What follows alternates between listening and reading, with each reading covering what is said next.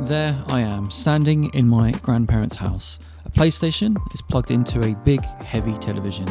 There's a dinosaur on the screen running around in a black void. Not much of that memory remains, so I decided to revisit it. Demo 1. This was the demo disc that came with the original PlayStation.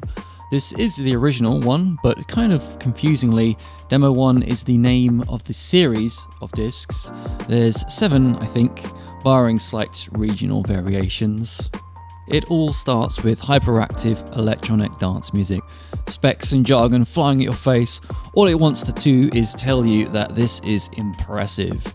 You don't have to know what it all actually means. Exciting your senses, this is an advertisement, giving you snippets of what's to come.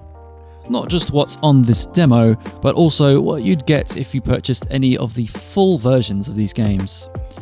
Even how these messages are delivered, an actual video on your games console. This wasn't a new thing, but it was still fairly novel at the time. Demo 1 has quite a lot of content really. We've got games, VCD, preview and tech. Starting from the bottom, tech gives you 2 examples of the PlayStation's technical prowess at the time, in the form of a dinosaur and a manta ray that's swimming about. Right, pressing select takes you back a page. Preview gives you short, low-resolution videos of quite a few games really. Starblade Alpha, Tekken, Warhawk, Twisted Metal, Rapid Reload, Ridge Racer and Jumping Flash. VCD, which I think I never used until now. This wasn't what I thought it was going to be. This is more like what I'd call a visualizer. It allows you to put your own music CDs in, which will then be translated into moving shapes and lights on the screen. It's pretty good, I like it. Then finally we have games, which unlike the preview section, these are actually playable. We have Wipeouts, Loaded, Total NBA, Destruction Derby, and Battle Arena Toshinden. But for today, I'm only going to be looking at Wipeout. Developed by Psygnosis, Wipeout was released in 1995, but the fiction of this F3600 racing league takes place in the year 2052. F-Zero was most likely an inspiration, a series that had only one title at this point in time, and surprisingly hadn't led to many developers trying to copy it. 5 years after F-Zero's release, this demo of Wipeout has one racing course called Ultima, which is set in Canada, accompanied by Tentative by Cold Storage, a distinctly rich, grimy drum and bass music track. You are given only one lap. This is over very fast. There are, however, 7 other racers competing against you. I'm not sure if you can even come first place in just one lap. I think the best I did was 4th place. Even though it is a little bit silly, I love past representations of the future. We are always imagining what fantastic things could exist in years to come. It's one of humanity's favourite fictions, really. It's often a dark, dystopian landscape, let's face it.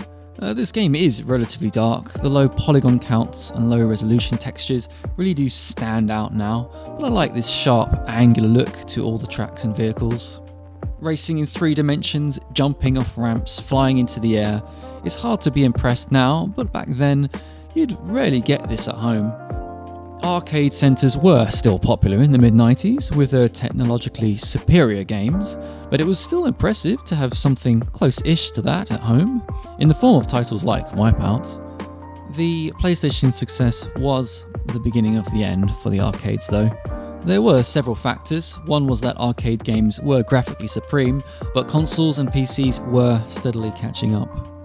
Wipeout is a racing game, but it also features a selection of items, actually, most likely inspired by F-Zero's spiritual predecessor, Super Mario Kart.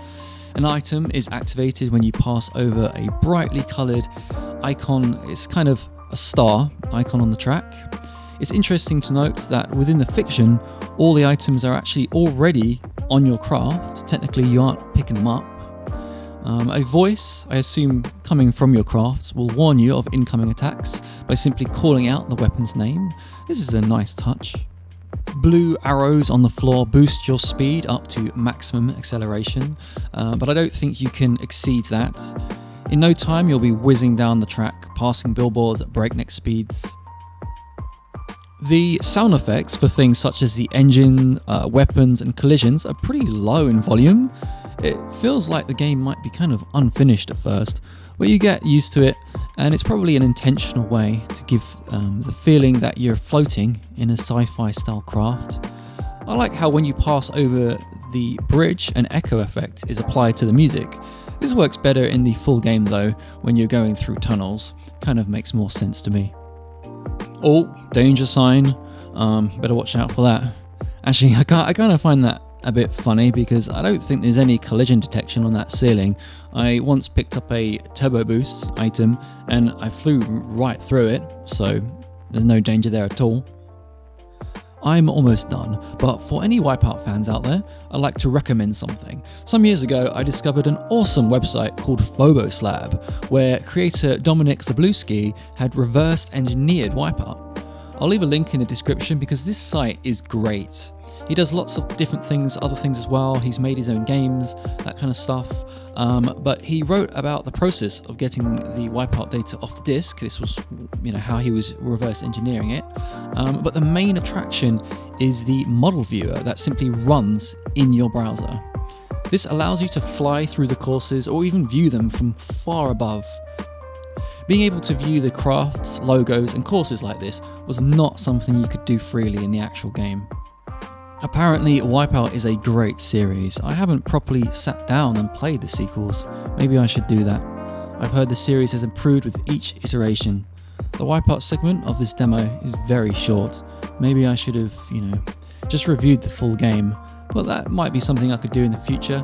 I just wanted to revisit this demo for now, and maybe I'll look more into it and look into the other demos that are on the disc.